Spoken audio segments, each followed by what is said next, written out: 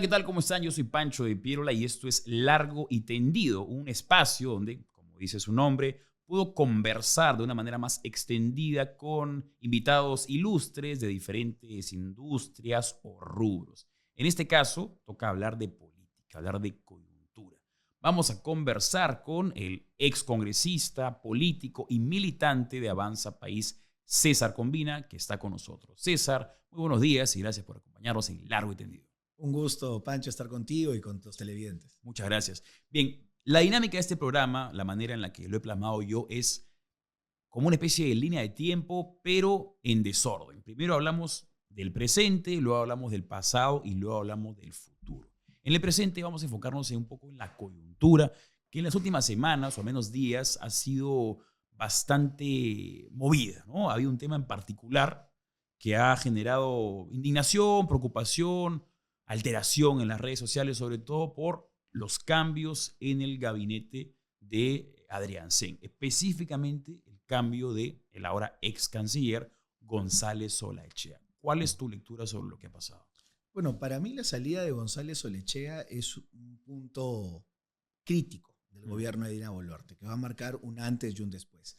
Esto ha sincerado la realidad del gobierno, la situación ideológica del gobierno. Porque como tú sabes, yo siempre he sido muy crítico del gobierno de Boluarte, así como lo fui del gobierno de Castillo. Para mí es una continuidad. Es lo mismo. Es lo mismo, es un gobierno de izquierda, es un gobierno de Perú Libre, es un gobierno que, claro, se va acomodando en las circunstancias y utiliza a algunas personas, como yo siento que ha sido utilizado González Olaechea, para edulcorar un poco el gobierno, pero que en realidad las decisiones que se toman son tomadas por Vladimir Cerrón, por Dina Boluarte y en su momento por Pedro Castillo, por Vladimir Cerrón. ¿Tú crees que Vladimir Cerrón todavía tiene injerencia en las decisiones de Dina Boluarte? Sí, y a mí me parece que esta salida del canciller ha sido producto de la presión que ha ejercido Maduro sobre Perú Libre y Vladimir Cerrón, y que a su vez Vladimir Cerrón ha ejercido sobre Dina Boluarte.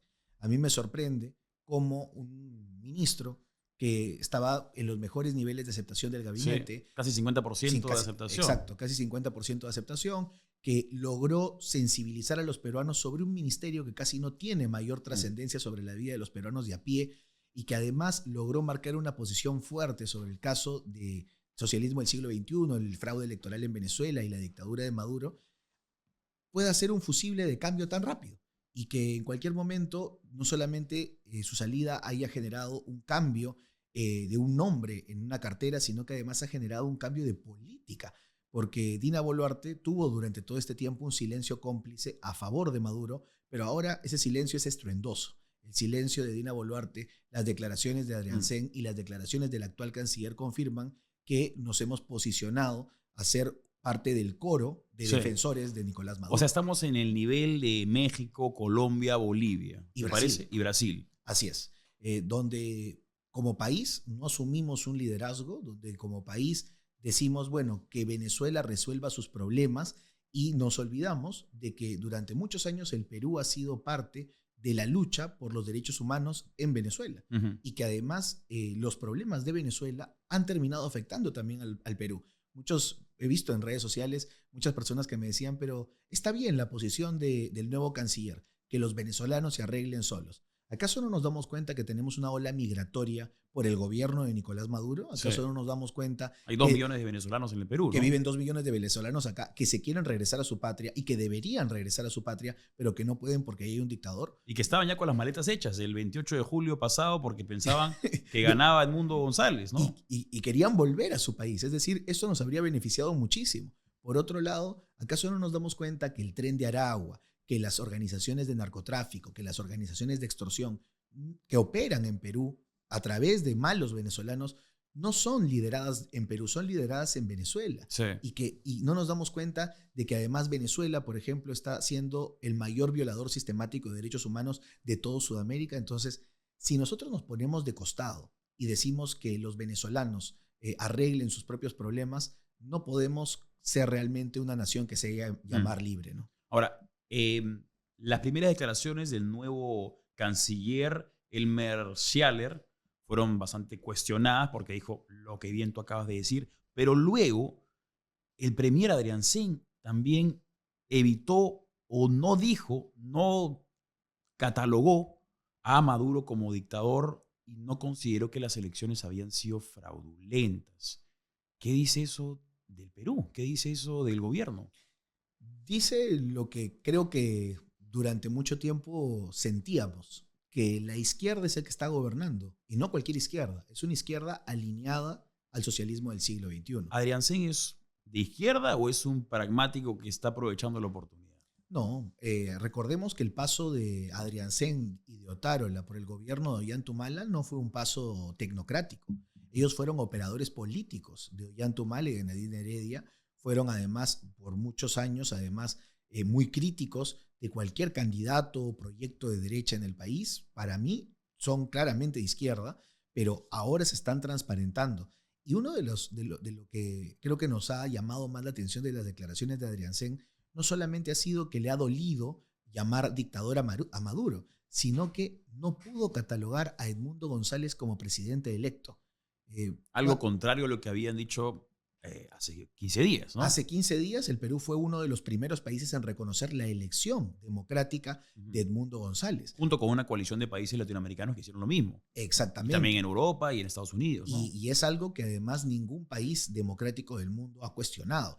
Se pueden cuestionar quizás algunas situaciones vinculadas al proceso electoral, se puede cuestionar de que en las embajadas no dejaron votar a los migrantes, no los quisieron empadronar, pero la elección la ganó Edmundo González, y Edmundo González es el presidente electo de Venezuela a quien quieren meter en prisión el régimen de Nicolás Maduro. Entonces, si a ti te cuesta reconocer algo que todo el mundo libre reconoce, y a ti te cuesta llamar las cosas por su nombre, es porque las estás encubriendo. Claro. Y creo que el día de hoy este gobierno pasa a ser parte de los cómplices de Nicolás Maduro. O sea, una cosa es ser diplomático, pero otra cosa es ser imparcial ante lo inmoral. En este caso, ilegal. Así es. Y además no solamente eso, sino que me gustaría reconocer que el servicio diplomático del Perú, además del inicio, que es la Academia Diplomática del Perú, está reconocida como una de las más profesionales del mundo. Por tanto, el actual canciller, que ha sido diplomático de carrera, tiene 40 años de especialidad. Él no suelta una palabra sin pensarla. Él no es un Pedro Castillo que te va a contar el cuento del pollo porque no sabía qué decir. Esas palabras han sido claras y directas. Han sido no entrometerse en problemas extranjeros.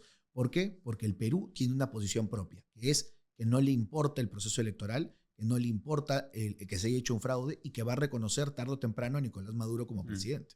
Ahora, otro cambio que también fue cuestionado o sorprendió, tal vez en menor medida que el de González Olachea, fue Jania Pérez de Cuéllar en vivienda. También era una ministra relativamente popular, mediática, cercana a Dina Boluarte. Y también, al igual que González Olachea, avisaron que se estaba retirando antes de que Dina Boluarte anunciara los cambios, ¿no? En el caso de González Olachea, él sube una carta firmada y aparte pone la hora escrita con su puño y letra, como para que se sepa, por si acaso, esto lo estoy subiendo a esta hora antes del anuncio de Dina Boluarte. Lo mismo hizo Jania Pérez de Cuéllar, sacó un comunicado donde ella estaba leyendo y queda a entender eso de ahí sobre esos dos cambios. El caso del cambio de Jania Pérez de Cuéllar a mí me sorprende también mucho. Creo que no ha generado el mismo impacto nacional como lo ha generado el caso de la Cancillería por la relación Perú-Venezuela, pero sí es importante analizarlo porque Jania Pérez de Cuéllar era muy cercana a la presidenta. Manejaba la cartera probablemente más importante a nivel presupuestal y a nivel de impacto público. Se había quedado en vivienda, pese a que había muchos congresistas que habían pedido su cabeza por algunas interpretaciones de supuesta privatización del agua, etc. Y había resistido, para mí, casi todos los peores golpes que un ministro puede resistir. Se filtraron sus reuniones con Harvey Colchado, se le sacaron denuncias sobre sus asesores, se le inventó el tema de privatización del agua y ella se mantenía firme en esa cartera. Dijo lo que compró el reloj, la réplica en la China. Dijo que compró un reloj Bamba en la China y no se movió. ¿Qué cosa puede haber pasado en menos de 24 horas para que haya salido de esta imagen ministerial?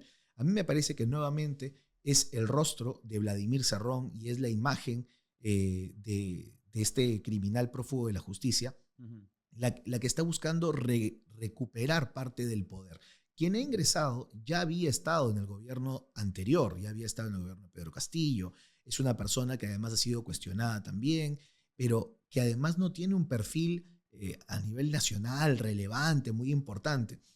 Me preocupa mucho porque esta cartera ministerial es la que, después de transportes, es la que más obras administra en todo el Perú Y donde ha habido más corrupción y también, donde ha ¿no? habido más corrupción. Entonces, realmente dejárselo a cualquier persona que puede ser perfectamente influenciada, ya sea por Nicanor Boluarte o por Vladimir Cerrón, es básicamente dejar al ratón sin ningún tipo de protección en la alacena, ¿no? Tú acabas de decir algo muy importante, que es que para ti, o en la teoría o en la práctica al menos, este sigue siendo un gobierno de izquierda, una continuidad de Pedro Castillo. Sin embargo, la percepción que tienen muchas personas es que ahora este es un gobierno de derecha y dicen que Keiko Fujimori es la que toma decisiones, lo mismo con César Acuña. Según lo que tú acabas de decir, si es que Vladimir Cerrón está haciendo estos cambios, tú lo interpretas como Vladimir Cerrón, ojo, no es Pedro Castillo, o sea, sí es un pata vivo, ¿no? Así Es es. una persona que ha sido preparada, ¿no?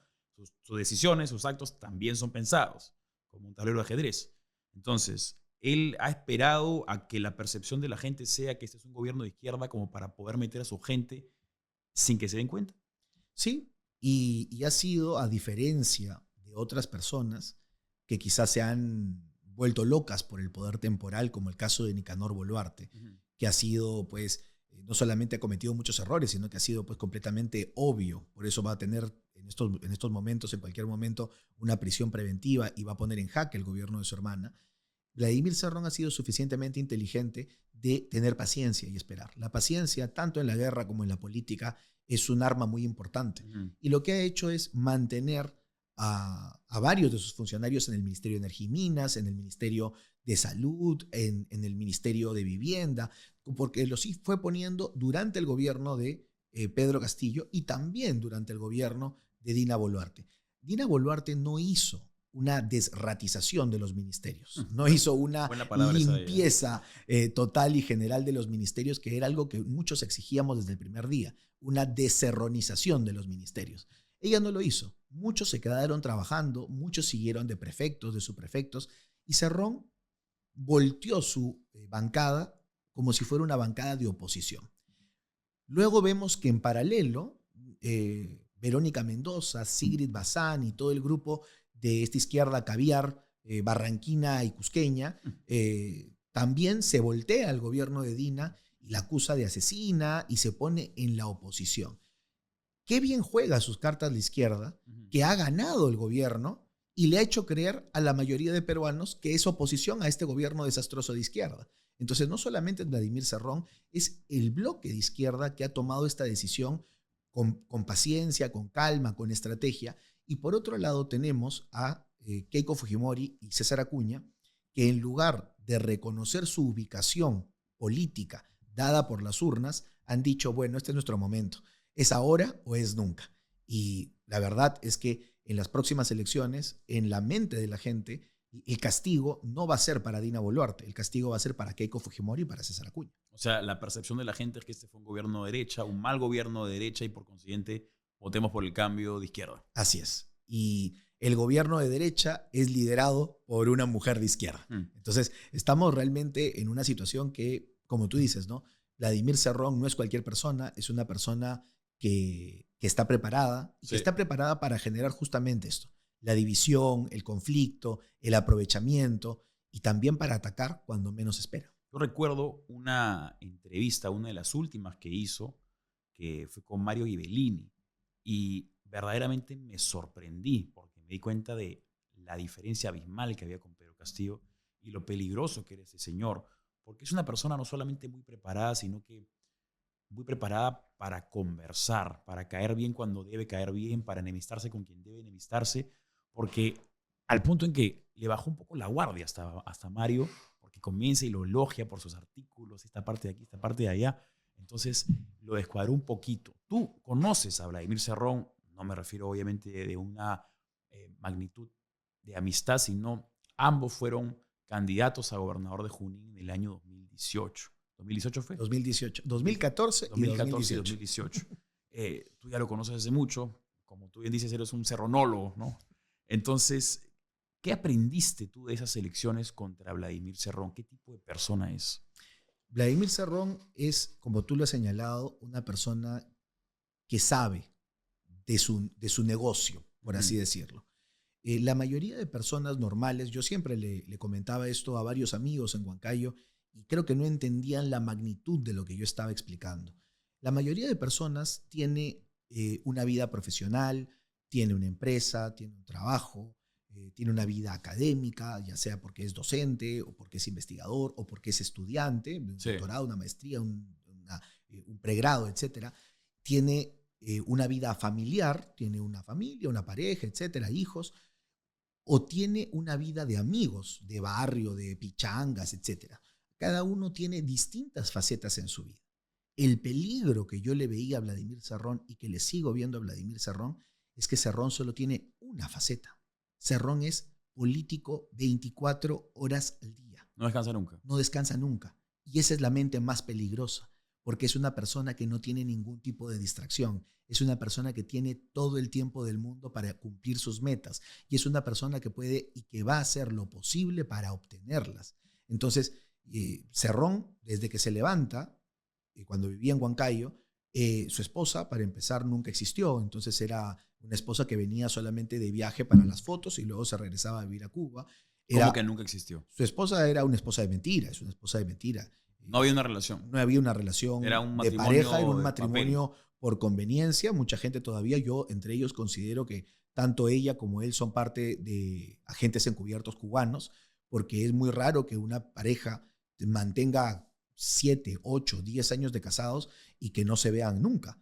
Porque si ella trabajaría en Cuba y él trabajaría en Perú, bueno, entendería esta situación de trabajo. La señora no tiene un trabajo conocido en Cuba y el señor no trabaja hace 12 años. O sea, Cerrón ni siquiera tiene tiempo para los placeres de la vida. No, no tiene tiempo para, ni siquiera para levantarse a un placer tan importante que es como tomar desayuno con tu esposa, Claro. o como tener una pelea matutina con tu esposa, que todos los que vivimos casados sabemos que es parte del día a día.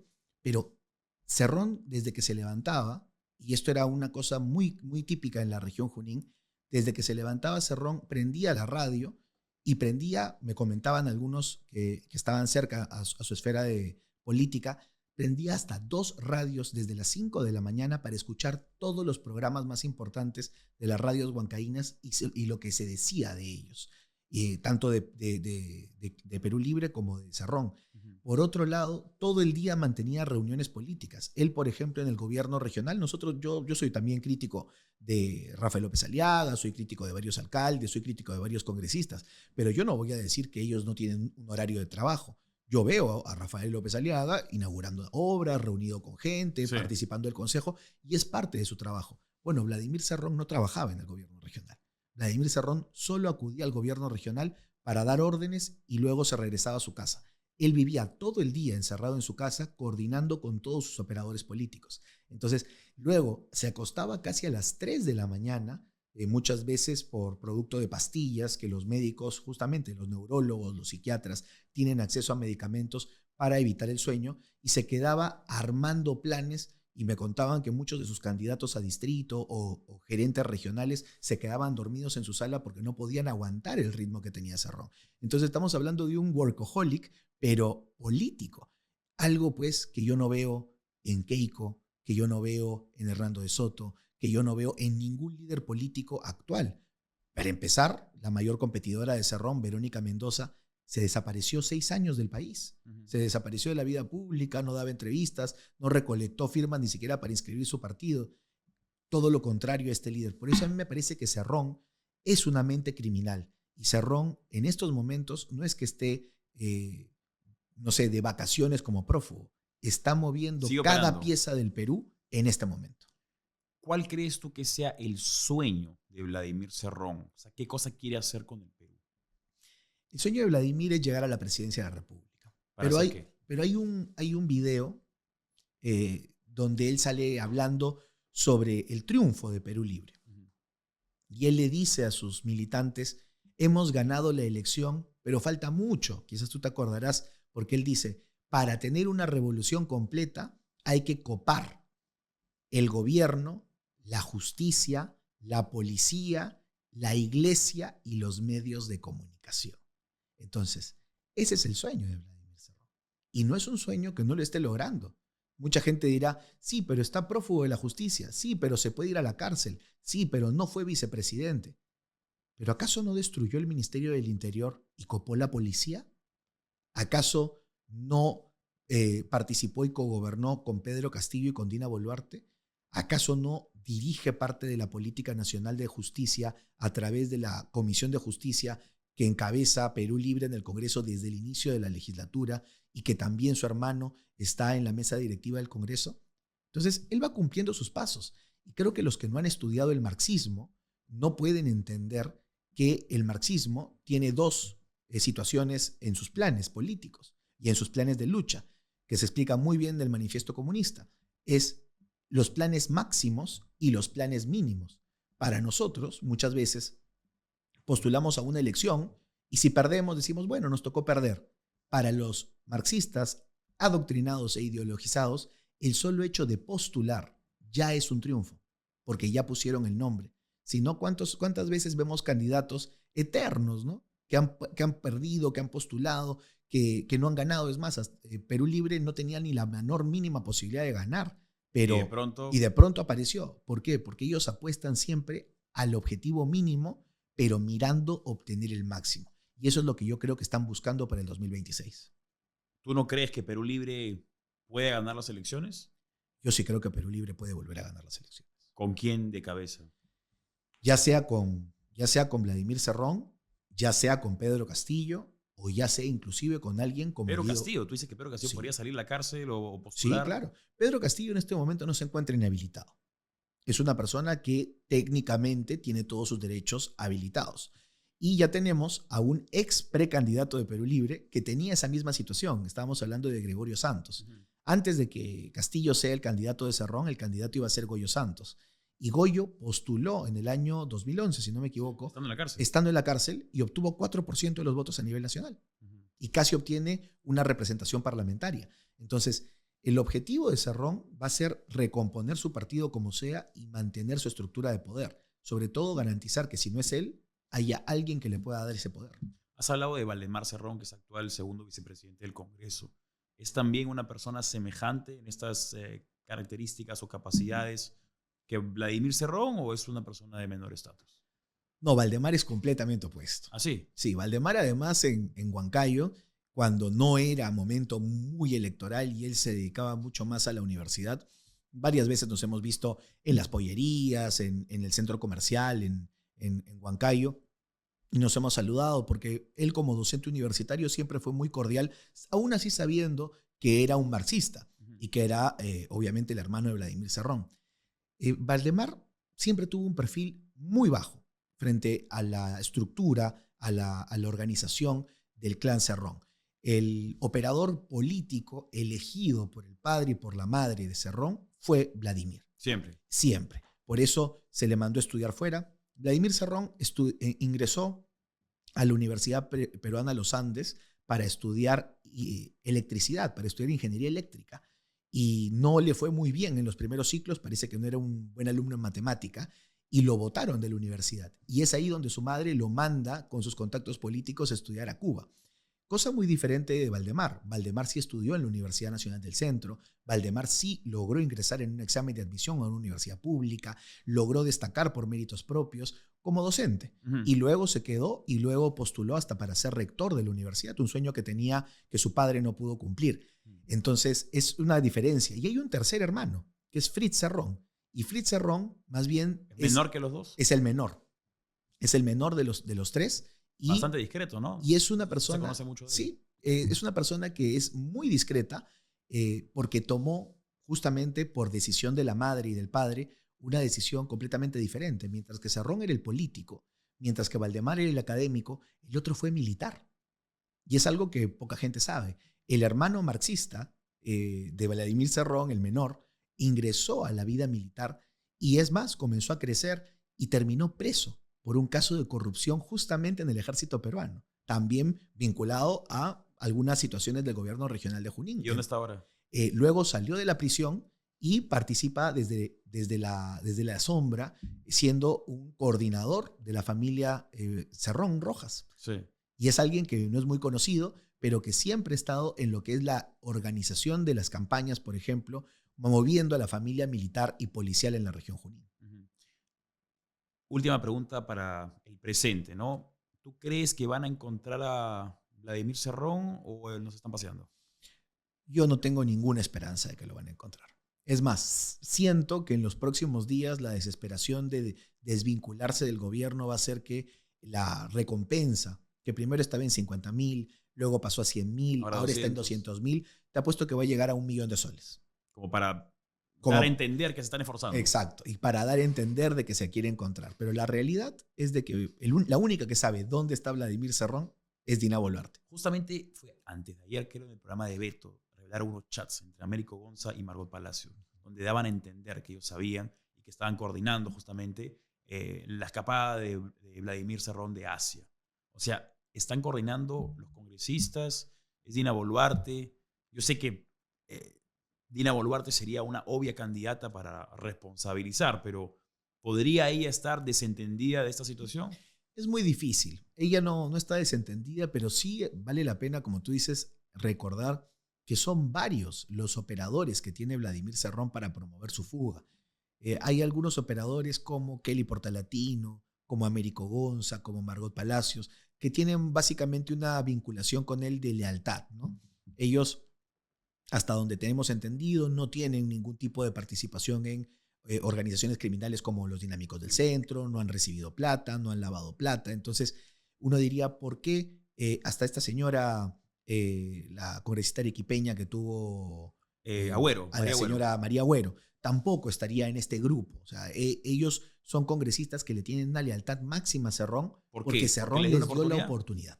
Pero, por ejemplo, en el caso de María Agüero, esa señora tiene casas valorizadas por $2 millones en Estados Unidos. Digamos que plata no le faltaba. O quería más. ¿O cuál es la intención? ¿Cómo lees tú? Porque Es una hay situación. perfiles distintos Sí, en los congresistas de Perú Libre. este grupo de personas, como te digo, ¿no? Para mí es bien claro, Américo Gonza, Margot Palacios, Kelly Portalatino y María Agüero, son perfiles que no les falta la plata. La misma señora Kelly Portalatino, la familia Portalatino en Chimbote es muy reconocida por tener mucho dinero. Han trabajado en la Dirección Regional de Salud en Chimbote. Kelly Portalatino quizás no tenía los ingresos que tiene ahora como congresista, pero de que pateaba latas, no pateaba latas. Entonces, este grupo de personas tiene una relación que yo creo que no es criminal directamente con Vladimir Cerrón. Tiene una relación de lealtad y una relación de ideología. Mientras que por otro lado... Una lealtad que los impide ver la situación de Vladimir Cerrón o se hacen de la vista gorda. No, ellos tienen claro que Vladimir Cerrón cometió delitos, pero es su salvación para continuar en política. Entonces, ya sabe la señora María Agüero que la van a tener que poner pues como candidata a senadora nacional o candidata a diputada por Lima, porque en Arequipa no la van a querer volver a ver. Pero el único que le dio la oportunidad a esta señora fue Vladimir Cerrón en su momento. Entonces, es un grupo de personas que todavía yo pienso que se tiene que investigar, pero no me atrevería a decir que están vinculadas a las organizaciones criminales directamente de Perú Libre. Yeah. Por otro lado, sí tenemos a Valdemar Cerrón, a Silvana Robles, a Guido Bellido, que sí han estado participando activamente en los Dinámicos del Centro, en los Galácticos del Centro, en la Gran Familia, que son las organizaciones criminales de Vladimir Cerrón. Y claro, ¿Y Bermejo? Ellos no podrían pelearse con Cerrón porque es como Dina, ahí también está Dina. No, pero el congresista Bermejo. Bermejo yo lo pondría en un tercer grupo de personas. Porque él llegó a estar incluso en la bancada con Sidi Bazán en un momento. Exacto. Bermejo pateó el tablero porque en realidad no vino directamente por Vladimir Cerrón. El ingreso de Bermejo es un ingreso por otro tipo de operadores, básicamente por los cocaleros. Entonces sí tenía una buena relación con Vladimir Cerrón en su momento, no tenía mayores problemas, pero no es un perulibrista. Y de hecho, cuando se fue, lo primero que hizo fue tocar la puerta a su ex líder, que era Verónica Mendoza. Entonces, es una persona que va a estar y que no va a estar, pero que preferiría que Vladimir Cerrón no caiga para que el poder de la izquierda no caiga. Claro. Pero no es que directamente esté recibiendo ahorita órdenes de Cerrón. Entonces, en esta distribución de espacios, Dina, por ejemplo, está ubicada en el meollo, está ubicada en el corazón criminal de los participantes más cercanos a Cerrón. Entonces, no va a ser como el caso de María Agüero, que claro, a todo el mundo nos parece una congresista díscola, irresponsable, para mí cualquier cosa, realmente una situación desagradable hasta para ver en Sí. el Congreso con el polo del Che. O sea, hay una majestad del Parlamento que uno tiene que respetar. Pero de ahí a que tú puedas decir, esa mansión en California de $2 millones, ¿la compró con plata de Cerrón? No. No, No, claro. hay Hay que que ser decir un las poco más cosas como son, hay cautos. que ser cautos. Y la evolución que han tenido estos personajes es lealtad política Mm. y los chats lo demuestran. En el peor momento de Cerrón, este grupo de personas estaba coordinando. Todavía no aparecen los chats de Guido Bellido, de Bermejo, de otras personas, porque probablemente ellos ni siquiera hayan estado tan preocupados de lo que le haya pasado a Vladimir Cerrón Mm. en la clandestinidad. Bien, vamos ahora a ir al pasado para conocer un poquito de cómo es que surge César Combina en la política. Tú tienes 36 años en este momento. 36. 36, pero tu paso o tus inicios en política comienzan cuando tienes 19 años. Si mal no recuerdo, fuiste candidato a regidor para Punta Hermosa o Punta Negra. Para Punta Negra. Para Punta Negra. ¿Cómo así a los 19 años, cuando muchos jóvenes están pensando en otras cosas, tú decidiste meterte en política? Bueno, realmente mi vida política nace 2 años antes, 2 años con antes. mi ingreso a la Universidad Católica. Ujú. Mi familia siempre ha sido una familia de derecha. Por el lado de mi madre han sido siempre socialcristianos, del PPC, y del lado de mi padre, bueno, no participaban activamente en política, pero antes mi abuelo Ujú. y otros tíos, abuelos míos, han participado de lo que fue en su momento la Unión Nacional Obrerista. Ujú. Entonces, en mi casa siempre se hablaba de política. Yo cuando llegué a la Universidad Católica pensé encontrarme con un paraíso de la pluralidad de ideas y encontrar la posibilidad de hacer política activa a través de mi ideología, que yo soy abiertamente social cristiano. Entonces, cuando veo estudios generales letras y cuando veo a la Universidad Católica, veo que no habían partidos políticos, que no habían espacios que no fueran de izquierda. Todos había un grupo que se llamaba REX, Reacción Exponencial, había otro que se llamaba Izquierda Democrática Universitaria, había otro que era donde estaba Alberto Belaúnde, que era Compromiso Universitario Integrador. O sea, ahora se presume siempre que la Católica es una cuna de rojos y caviares, pero en tu época ya 2005, 2016, o sea, 2006, ya era así. Yo entré en el 2005 y toda la política universitaria, toda, era monopolizada por todas las variedades de izquierda. ¿Porque los profesores eran todos de izquierda No. ¿cuál era la En ese situación? momento los profesores sí tenían una diversidad de opiniones muy fuerte.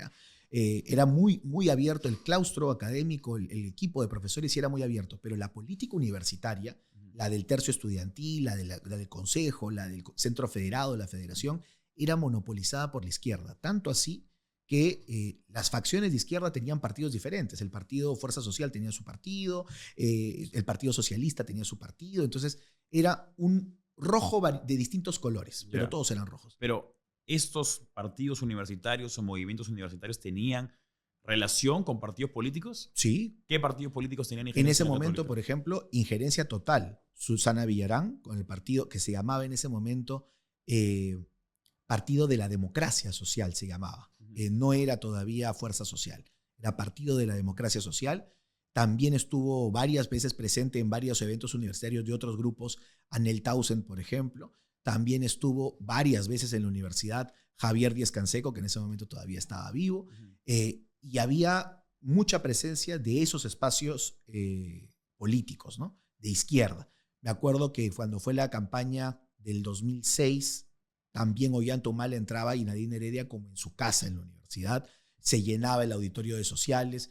Intentamos una vez hacer algo con Lourdes. Salió bonito, pero igual no era igual, ¿no? Los rojos igual siempre intentaban molestar. Y cuando yo entré, me acuerdo que conocí a otros amigos que eran liberales y a otros amigos que eran del Comando Universitario Aprista. Y dijimos, oye, si no hay ninguna opción de postular solos, porque del PPC habíamos 2, del Comando Universitario Aprista habían 3, y los liberales, libertarios, eran muy poquitos, en ese momento era 1 o 2 nomás.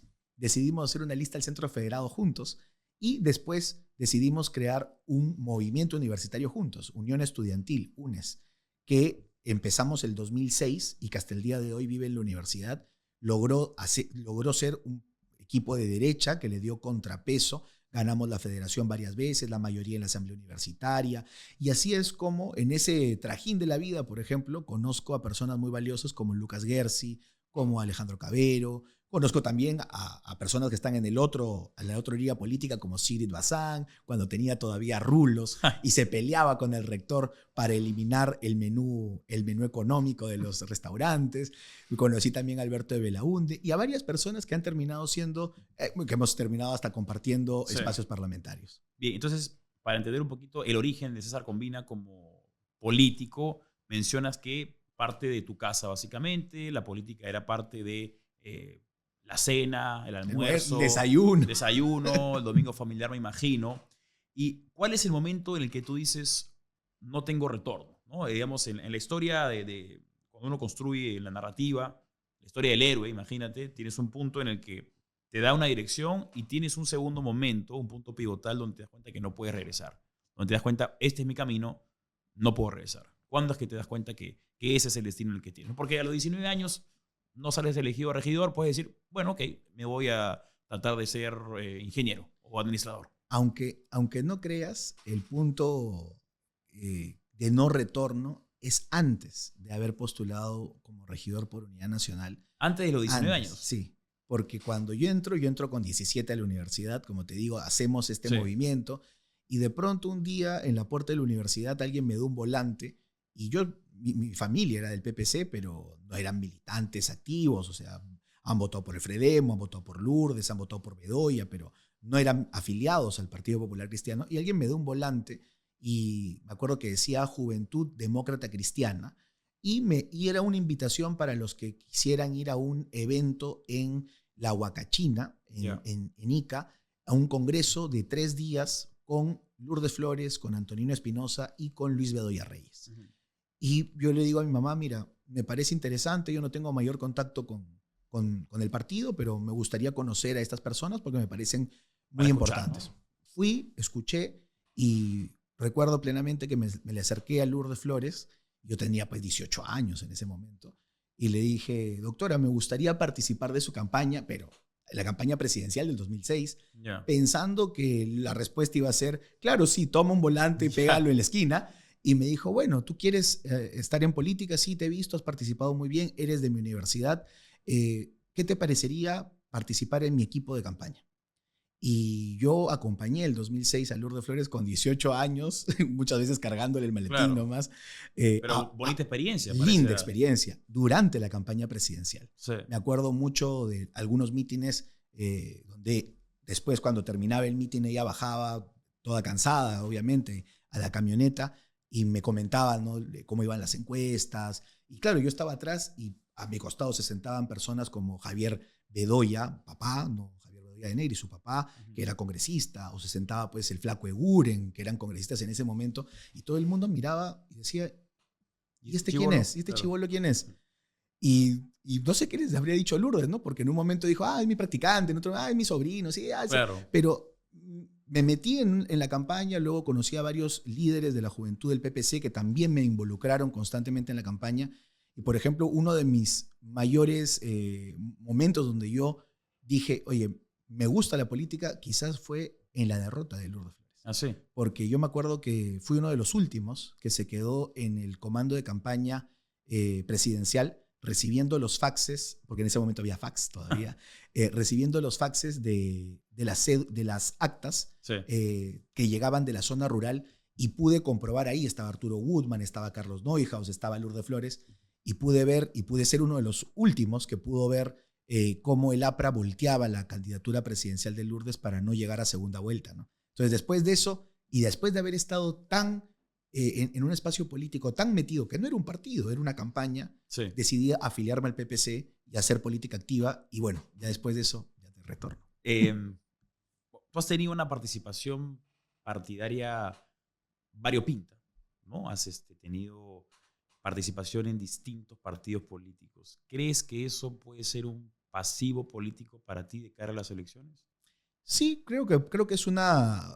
¿O lo ves como oportunidad o experiencia? Cerrón lo hizo muy bien. O sea, yo creo que al César lo que es del César. Cuando yo me postulé contra él en el 2018, varios periodistas de la región Junín me llamaron y me dijeron, Cerrón está ofreciendo plata para conseguir cualquier cosa tuya. O sea, si tienes algo, me dijo un amigo, es más, que trabajaba en un canal de noticias allá, si tienes algo, por favor, busca de eliminarlo. Y yo, ¿qué voy a tener? Están buscando fotos, están buscando videos, están buscando denuncias, están buscando a tus exparejas, están buscando cosas de tu familia. Yo en ese momento era un chico de 26, 28 años, que había trabajado toda su vida en el sector privado, un poquito en el sector público, pero sin haber sido gerente, o sea, como un trabajador CAS, y que había terminado su universidad y estaba estudiando su maestría con una beca. Entonces, era profesor universitario. Entonces, realmente Cerrón me expulgó y no encontró nada. Pero lo que hizo muy bien fue decir, pero acá va a ocurrir algo. Yo inscribí un movimiento regional y Salas Arenas en ese momento me arrebató mi símbolo y me lo cambió. Mi símbolo era un símbolo regional que era una pelota de fútbol y misteriosamente en el jurado apareció una pelota de color naranja con un trébol. Me cambiaron el símbolo en plena campaña electoral. Claro, yo hacía más referencia al hecho de que has sido militante de PPC, claro, de Fuerza Popular. Y ahí salió, y ahí lo que hizo muy bien Vladimir Cerrón para atacarme fue que sacó una imagen que todavía sigue circulando en redes sociales, que es la imagen donde salgo con Bedoya Reyes, la imagen donde salgo con mi color partidario, sí, y la imagen que sale con el color del cambio partidario que tuve con el mismo partido. Y por otro lado, luego le agregaron cuando postulé con Alianza para el Progreso. A mí me parece que la utilizaron como un ataque, pero al final la realidad es, y creo que en este momento termina siendo algo así como una situación teflón para mí, porque hemos visto que en los últimos días, con los plazos vencidos y con la eliminación de los movimientos electorales, los más papistas de quedarse en un solo partido y de aguantar todo en un solo partido han cambiado de partido hasta 4 o 5 veces.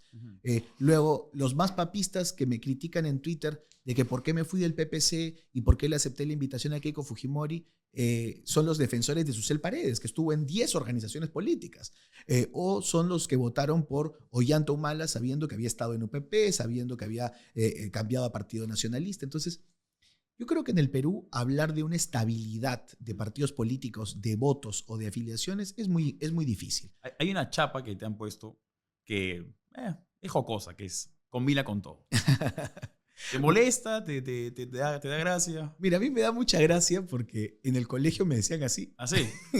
No sé si te acuerdas, bueno, somos casi de la misma edad nosotros, que en un momento hubo como un relanzamiento de Inca Kola. Yeah. Inca Kola lo que hizo fue poner en todos los chifas, en todos los restaurantes, mandó a hacer el menú. Sí. Y claro, te lo ponía como una pizarrita y los que vendían menú en el restaurante rellenaban todos los días con tiza. Pero lo de arriba decía Inca Kola combina con todo. Y como a mí me encantaba el Inca Kola en el colegio, toda mi vida me han dicho, combina con todo, combina con todo. Entonces, es un apodo que ya viene es algo que ya venía hace tiempo. Ahora, claro, lo han intentado hacer para el tema político, pero a mí me causa alegría, me causa gracia. Y yo no me pico. Lo que sí yo... Sí, el que se pica pierde, ¿no? Claro, y además lo que sí yo quiero decir es que todas las personas que me conocen, todas las personas que han seguido mi trayectoria, todas las personas que han votado por mí, lo que sí pueden tener claro es que Combina no es felpudo de nadie. O sea, yo le dije a Keiko, le dije a Acuña que si pactaban con un comunista yo no podía estar en su partido. Cumplí mi palabra. No puedo estar en un partido que pacta con comunistas. Saben que soy abiertamente de derecha, que desde los 18 años soy socialcristiano, no he cambiado un ápice en mi ideología. Yo no tengo la culpa de que el PP se haya muerto, yo no tengo la culpa de que los partidos no se quieran definir ideológicamente y que cambien elección con elección. Y tampoco tiene la culpa cualquier persona que se defina. Es como, por ejemplo, pedirle a un liberal o pedirle a un libertario que vote que es más, si no encuentra el partido, vote en blanco. No, vas a terminar votando por la opción política más cercana a lo que hay. Y creo que eso me ha pasado a mí y le ha pasado a muchos peruanos. Bien, ahora vamos a futuro en los breves minutos que nos quedan. Eres ahora militante de Avanza País. ¿Por qué Avanza País? ¿Por qué elegiste ese partido? Porque hay un abanico de casi 36 partidos y como 25 más que están en proceso. ¿Qué te inspira de Avanza País? Bueno, cuando el Jurado Nacional de Elecciones bloqueó la inscripción de mi partido, sí, nosotros tomamos una decisión de tocarle la puerta a varios partidos con la idea de promover un frente, una alianza de varias agrupaciones que pensemos más o menos igual. En el sector que yo represento, que es la derecha política, no es que tengamos tampoco tantos partidos, porque la mayoría de partidos nacen con un líder o con una persona que es el dueño y que no se quiere definir políticamente para ser un atrapatodo, ¿no? Claro. Entonces, pero sí teníamos claro que había partidos como el PPC, como Renovación, como Avanza País, que habían mantenido una línea política del centro hacia la derecha, ¿no? Entonces conversamos abiertamente con todos ellos y había en algunos de ellos, por ejemplo, en Renovación, el sentimiento de querer lanzar a Rafael López Aliaga. Y claro, también había de nuestro lado la sensación de que cuando uno hace una promesa no la puede romper. Entonces, había una situación de, bueno, vamos a juntar a cualquier persona con tal de garantizar este sueño. No nos pareció conveniente juntarnos porque la mayoría de nuestro equipo es menor de 40 años y queremos estar al menos vigentes en política 10, 20 años más. Sí. Entonces, no nos pareció que teníamos que arriesgar todo por el todo para una situación de carácter muy personal, aunque simpaticemos ideológicamente con ese partido. Con el PPC ocurrió algo parecido, no había una definición de poder desarrollar un trabajo en equipo. Llegamos a hablar con el secretario general, hubo una muy buena simpatía, nos llevamos muy bien, yo les deseo lo mejor, pero con Avanza País hubo una relación programática, porque el presidente de Avanza País, Aldo Borrero, en ese momento estaba convocando a otros líderes de derecha con la idea de hacer un frente de derecha. Y claro, cuando yo fui con mi equipo a conversar con el Comité Ejecutivo Nacional de Avanza País, lo primero que nos dijeron es, por si acaso estamos convocando a tal persona, a Fernán Altuve, estamos convocando a Philip Butters, estamos convocando a Ángel Delgado. Entonces, sobre Philip Butters, ¿él va a ser el candidato a Avanza? Sí, yo espero que así lo sea. Él todavía... Esperas que sea, pero sí, no necesariamente. Es que todavía no tenemos elegido a través de la elección interna, pero tengo confirmado de que él quiere ser el candidato y me parece que es muy buen candidato, me parece que nos va a dejar muy bien. Error suyo habría sido irse a un partido que no tendría un equipo. Se ha hecho un esfuerzo y estamos haciendo un esfuerzo para que Avanza País tenga un equipo de personas que pensemos más o menos igual, aunque claro que en toda familia política va a haber divisiones, va a haber pensamientos diferentes, pero estamos haciendo un esfuerzo para ser el verdadero partido de derecha del Perú. Entonces, esa situación a muchos no les gusta, pero por ejemplo a nuestro equipo sí nos dio mucha tranquilidad de saber que hoy puede ser Philip, pero mañana puede ser otro, y que tenemos la posibilidad de tener una vida política en una misma ideología, sin romper los principios, por 10 o 20 años. Cuando tú te has acercado a Avanza País o el acuerdo al que hayan llegado tu agrupación con el partido, ¿tú has pedido un número de senador o un número de diputado? ¿O No. cuál ha sido el acuerdo ahí? No, nosotros ya habíamos, después de hablar de la situación programática, de la idea de formar este frente, de cuáles son nuestra visión del país en 4 o 5 puntos importantes: seguridad ciudadana, reactivación económica, reducción del Estado, ya hablamos de la unión, ¿no? Por ejemplo, hay varias regiones del país donde se han hecho las reformas institucionales para poner a nuestros coordinadores que han sido de Cambio Ciudadano como representantes de Avanza País. Hablamos de Lima Provincias, Huancavelica, Junín, Loreto. En Arequipa hay una secretaría colegiada, Puno, Cusco, Apurímac. Entonces, ha habido un esfuerzo para lograr esa unión. No hemos pedido ni hemos puesto una exigencia de nada, pero lo que sí, yo también no voy a mentir, yo sí quiero participar del proceso electoral 2026. Como legislativo, ejecutivo. Estoy armando un equipo muy bueno en la región Junín y si todo va bien, me gustaría poder quitarle la joya de la corona a Vladimir Cerrón. Tú vas a gobernador, tú no vas al parlamento entonces. No, y lo más probable es que además me vea muy activo en la campaña de Philip Butters también. También.